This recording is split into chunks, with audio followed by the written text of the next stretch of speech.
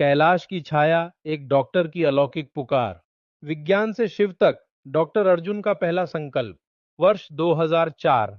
मुंबई के एक प्रसिद्ध हृदय रोग विशेषज्ञ थे, डॉ अर्जुन मेहता।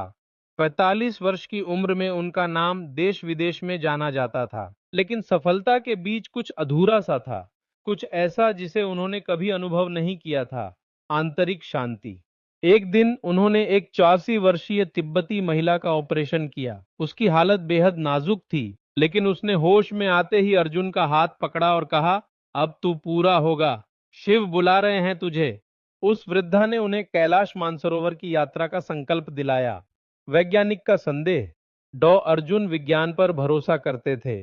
उन्हें अध्यात्म, पूजा या चमत्कारों में कभी विश्वास नहीं था, लेकिन वृद्धा की बातों ने उन्हें विचलित कर दिया।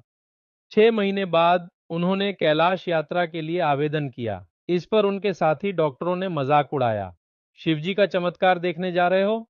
पर अर्जुन गंभीर थे। उन्होंने कहा, शायद वहां मुझे कुछ ऐसा मिलेगा जो मैं अब तक समझ नहीं पाया। मानसरोवर की पहली झलक, अजीब अनुभव। 2005 की गर्मियों में अर्जुन मानसरोवर पहुंचे। जब पहली बार झील देखी तो वह मंत्रमुग्ध रह गए। नीला शांत जल, उसमें झलकता कैलाश का प्रतिबिंब, जैसे कोई महाशक्ति सीधे आत्मा से बात कर रही हो। उसी रात उन्होंने एक स्वप्न देखा। एक वृद्ध साधु उन्हें कैलाश पर्वत की ओर इशारा कर रहा था और कह रहा था, तेरा हृदय ठीक करता है, लेकिन तेरा आत्मा बीमार है। अर्जुन नींद से कांपते हुए उठे। उन्हें कुछ समझ नहीं आ रहा था। खो जाना, फिर मिलना। दूसरे दिन टोली पर्वत की परिक्रमा पर निकली। रास्ता कठिन था, ऑक्सीजन की कमी, चढ़ाई, बर्फ, लेकिन अर्जुन दृढ़ थे। अचानक तूफान आया, सब यात्री पीछे रुक गए, लेकिन अर्जुन आगे बढ़ते रहे और रास्ता भटक गए। अब वे अकेले थे। बर्फीली हवा, सुनसान रास्ता, शरीर जवाब देने लगा। तभी उन्होंने देखा, एक साधु एक चट्टान पर बैठे हैं, लंबी जटाएं, त्रिशूल और गेरुए वस्त्र। साधु बोले, डॉक्टर तुम मुझसे मिलने आए हो, अब अपने भीतर झांको। अर्जुन ने चौंक कर पूछा, आप मुझे जानते हैं? साधु मुस्कुराए, मैं उन्हें जानता हूं जो शिव को जानने चले आते हैं। वह दिव्य गुफा। साधु ने उन्हें एक गुफा में ले जाया जो कैलाश पर्वत की ओर एक तंग रास्ते में थी। अर्जुन ने देखा, वहां कोई रोशनी नहीं थी, फिर भी सब स्पष्ट दिखाई दे रहा था। गुफा में प्रवेश करते ही उनका सिर दर्द से फटने लगा, हृदय गति तेज हो गई। लेकिन साधु बोले, यह शरीर की नहीं, आत्मा की शुद्धि है। अर्जुन बेहोश हो गए। जब उनकी आंख खुली तो उन्होंने देखा, वह स्वयं कैलाश के नीचे लेटे हैं। उनके सामने एक विशाल शिवलिंग है, जिसके चारों ओर दीपक जल रहे हैं, लेकिन वहां कोई मनुष्य नहीं था। जागृति और चिकित्सा की नई दृष्टि। जब अर्जुन अपनी टोली से वापस मिले, वह शांत, मौन और एकदम बदले हुए व्यक्ति थे। भारत लौटने के बाद उन्होंने हृदय रोगियों के लिए एक नया ध्यान और प्राणायाम आधारित उपचार पद्धति शुरू की, जो उन्होंने उस गुफा में अनुभव किया था। वह कहते थे, जो इलाज मशीनें नहीं कर पाती, वह शिव कर सकते हैं, अगर तुम भीतर की आवाज सुनो।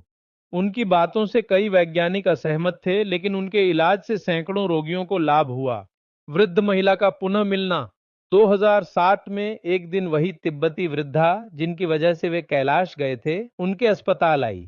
लेकिन डॉक्टर अर्जुन ने बताया कि वह तो 2005 में ही चल बसी थीं। जब सीसीटीवी चेक किया गया तो पाया गया, वहां कोई महिला नहीं दिखी, लेकिन डॉक्टर की टेबल पर एक कागज पड़ा था। अब तू पूरा हो गया, अगला बुलावा फिर आएगा। अगला बुलावा। 2012 में अर्जुन ने पुनः कैलाश जाने की इच्छा व्यक्त की, लेकिन इस बार उन्होंने किसी को नहीं बताया। वे अकेले गए, किसी भी ट्रैवल कंपनी की लिस्ट में उनका नाम नहीं था। वह गए और फिर कभी नहीं लौटे। तिब्बत के एक स्थानीय चरवाहे ने बताया, हमने एक भारतीय व्यक्ति को पर्वत की ओर जाते देखा।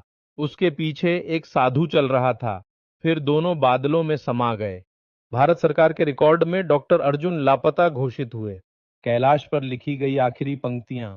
उनकी बेटी को 1 वर्ष बाद नेपाल के एक आश्रम से एक लिफाफा मिला, जिसमें अर्जुन की लिखी डायरी का पन्ना था। उसमें लिखा था, कैलाश पर चढ़ना केवल पर्वतारोहण नहीं, यह भीतर की यात्रा है। वहां न समय चलता है, न शरीर, केवल आत्मा का शिव से मिलन होता है। मैं अब लौटा नहीं हूं, क्योंकि मैं लौट नहीं सकता। समाप्ति। शिव की छाया में विज्ञान। डॉक्टर अर्जुन मेहता की यह सच्ची घटना आज भी कुछ ही लोगों को ज्ञात है।